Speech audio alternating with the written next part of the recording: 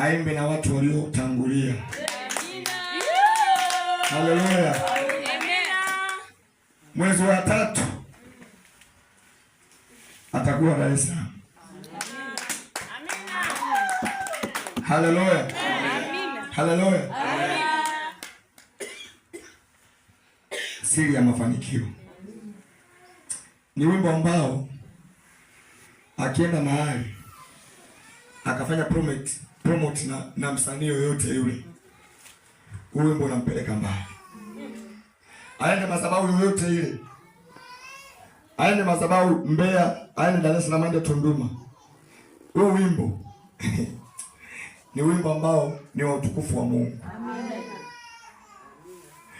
Ameimba hivyo, amesema siri ya mafanikio, wewe hauna Mungu, hauna uchawi, lakini wewe kwa Mungu hauko, kwenye uchawi haupo, lakini unatamani mali ya mtu. Haujui mali ya mtu ameyapateje. Mtu anatembelea gari, mtu amenunua kiwanja, kumbe alivamia mtu tenenda, alipiga na kimti akachukua hela na amenunua uwanja. Unamwona mtu ni mchungaji mkubwa, ni maarufu, lakini kumbe amejiungamanisha na kuzimu.